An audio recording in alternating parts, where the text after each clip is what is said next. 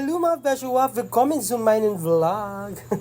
Wala lagi, bingaw ko sa German language actually. So by the way, hi mga Beshuwap no. So I am together with my friends din na side mga Beshuwap. Ug pagasolin na very light kaya mamay tayo saging mga Beshuwap. Amot sa trip aniya mga Beshuwap, daghan matag duol na nabaligyan saging. Iya gipanghambog niyang tindahan din na side na asa ni dapit padulong. So diri mi namit og saging sa wa pagka-char. Saging Na, umot na. Oh, di ba? Ay Wala. na, umata na. Sana ra. Ayo. Na may saging te. Na unsa na saging oy kanang kasaba ka na saging. Ha? Saging. Saging nga. Isa tawag na to? Agol, di ba? Kanati ako na. Kuante nga. Tagpilang ko na. Tawag na te. Tagpilang ko na kilo te. 80. Tulo daw te. Ulo. Napay isa dati. Sa dagan sa saging dire ang sayo. Kay saging. Ano nga lagi ko na stress ko oy. Pila ni te?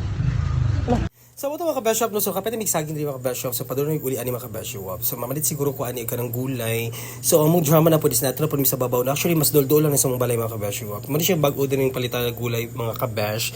So wa pagkanchongar. So actually nag-grade po ka ng kangkong. This is for our panihapon later. So diba? So may nalang gali mga kabeshop na kay nanay yung duol na palitan ng mga gulay-gulay din may ato kapito na maagi pa big highway. It's very delicado watch out. Mga kabeshop, all set na tadir na side mga kabeshop. So tulog kasi pi akong gapit mga kabeshop kay of course ato natin mga friendship po mula sa balay, and of course ato mga family din na side no tulog may ka-familya po din mga kabeshop. So daghan po din ng very light, so dapat ma-up for yung tanan ganun. So mato mga kabeshop, so prepare na nato tong saging mga kabeshop na ipanitan na to daan tong saging kay tulog kasi pi mga kabeshop daghan panitan ani sa wa pagka-char.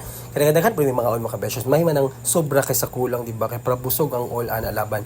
So mato mga kabeshop no, so nagbutang tagbantika mga kabeshop kay ang drama muna ko ani na pagluto. Ako daan luto ng saging no, there is na side. Naiuba na wala na ginagawa marag daritso na lang marag dayon na lang ila ako kay ako pa siya ginaluto like this. Kung magpula na ganyan siya mga kabesh, pwede na naman siya hanguon na mga bakla sa pag-achar. So nga na lang, that is a very simple kung saan ni pagluto. Dali na kayo mas pagpiyungan pa ni Diyos ko Lord. Ilaban natin to. And then naluto naman tanan mga kabesh na saging no. So magbutang ng tagban ka ng asukar no. So ato lang papulaw ng asukar na mura na siya kana maglatik ko ng very light. So ato lang siyang ilunod ang saging niya. Ato lang okay ng very light. Hantod mo pilit ang asukar sa maong saray. Mga BFF sa katanan, pak may pa mo ay. So mato mga kabeshwa, back to the business. Charing. Nagluto ako diri besyo, hapit na siya maluto sa ako na gihaon tanan mga saging diri na side.